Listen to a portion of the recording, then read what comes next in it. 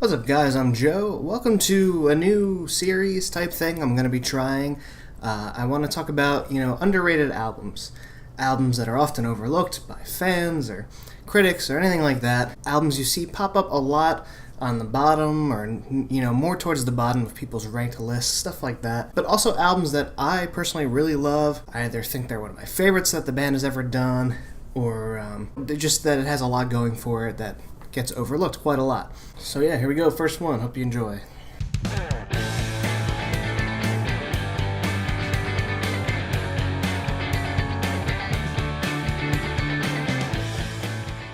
When I think of underrated albums, Green Day's Warning is one that comes to mind right away. I haven't really talked about Green Day yet on this channel at all, I don't think, because they haven't had anything new this year. They had Revolution Radio last year. But they are one of my favorite bands, probably top 5 for me, easily. They were one of the first rock bands that I really got into, really listened to, so I've mostly grown up on their music. And Warning is an album that, it was probably the 3rd or 4th Green Day album I got.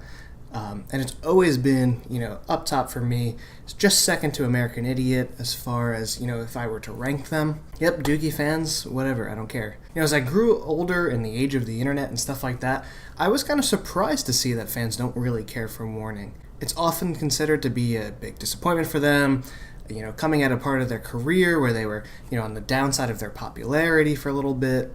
Before, of course, they did American Idiot, and that boosted them right back up into the mainstream, and now, they're still one of the biggest rock bands out there. But in my mind, Warning is like an integral stepping stone for Green Day to get to American Idiot. They were coming off of Nimrod, which had been probably their most diverse-sounding album so far. They were going from, straight-up punk for the first 4 records, with, popular tendencies as far as hooks and choruses and stuff like that goes. But, Nimrod, they started to change things up, started to experiment with different kinds of sounds, and I absolutely love Nimrod. It's probably my 3rd favorite Green Day album. Again, sorry Dookie fans, I'll put Dookie at 4. But Warning is really quite a departure from their sound. While Nimrod tried different things, it still had those punkier songs on there that harkened back to their usual sound. Warning really changes things up. It's almost nothing like the previous Green Day albums. Watching interviews or reading what Billy Joe had to say about the album at the time, he was really into Bob Dylan, and you could definitely hear, that kind of influence on this album.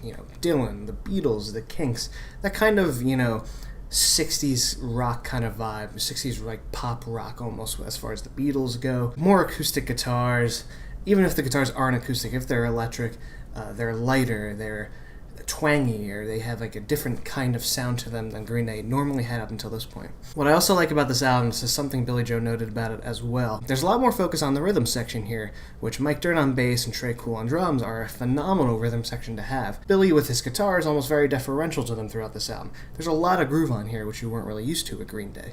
You hear that right away with the opening track, Warning. Bouncy but pounding drums, the bass groove is like kicking in at full gear. And, the guitars are kind of, more of that acoustic, lighter kind of sound to them. And the same can be said about a lot of the other songs on here. Blood, Sex, and Booze, Church on Sunday, Jackass, stuff like that. Even when they start to pick up the speed, there's more of a bass groove. It's more about rhythm in the drums rather than playing a punk beat or playing fast or anything like that. Something like Castaway and Jackass probably come closer to Green Day's typical sound up until that point, but there's definitely still more of a unique vibe to it. That's another thing I think I like about Warning as a whole. All these songs fit together in a very unique, specific sound. The songs from Warning sound like Warning, and up until this point really, either before then or since then, you don't really have any Green Day songs that sound like they would have fit on this album. I think the closest they got to was Too Dumb to Die on Revolution Radio. That really makes me think of Warning. For whatever reason, the kind of vibe or the kind of chord progression going on there. But besides that, this album really stands out on its own in their discography. While a lot of these songs focus on groove and acoustic sound guitars and, more twang and more rhythm, there are their fair share of, kind of epic anthems on this album as well. A song like Waiting or also Minority are 2 big standouts on this album. I love where they come in the album, almost closing it out right before Macy's Day Parade, and these are just big anthems.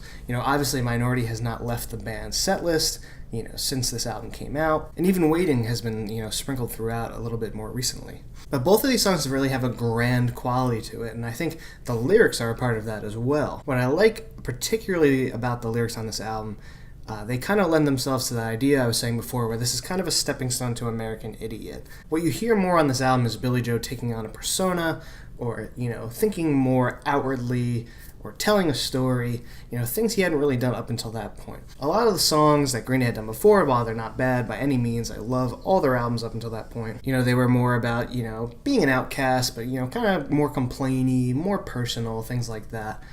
Here we're getting either some stories or more outward facing issues, bigger issues, authoritarianism in the government. Minority really goes into those themes, and it really just has a great message overall about, standing out from the crowd, leading the pack, and not falling in line. Green Day sounds really empowered on this song, and that's why it has stuck around so long in their live set. Waiting's another one. It kind of reminds me of American Idiot in a sense.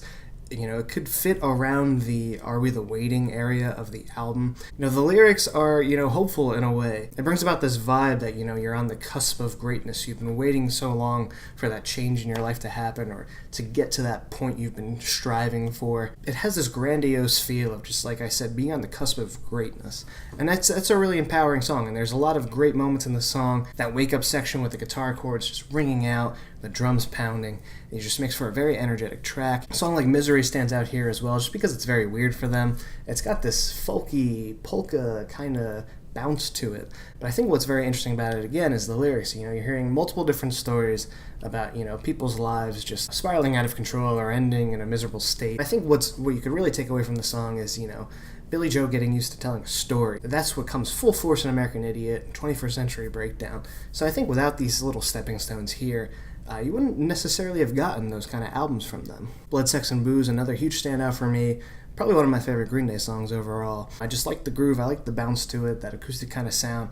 But then, from the middle of the song on, that bridge section, it just kind of explodes. The energy is just pumping. The chords are hitting really hard, but it's still keeping with that groove, so it just really kind of makes you move there. Castaway, another huge standout. There's so many on this album. I really do love this album. Something that could be said about all these songs, but especially something like Castaway. Billy really focused in on melody on this album. What he took away from, crunchy or loud or distorted guitars, he really, came in and focused down on songwriting. And I think that was a huge step for them as a band, especially before they would go on to these huge, sprawling rock operas. I feel like all of the melodies on this album are very meticulously thought out, so you end up with not only very catchy choruses, which Green Day usually would have, but extremely catchy verses as well. Castaway is a great example. You have multiple different kind of melodies coming from Billie Joe's vocals in the verses, and they will just get stuck in your head right away. Debbie Holiday is another one that focuses on that melody, delivering another really great song right in the middle of the album there. You move on to Hold On, which Billie Joe is showing off his harmonica playing, which is definitely something different for them. It's very reminiscent of like early Beatles, the Kinks, things like that. More of those influences showing up on this album. And finally, the album closes out with Macy's Day Parade, one of their best acoustic ballads. Definitely, in my mind, better than Good Riddance, Time of Your Life.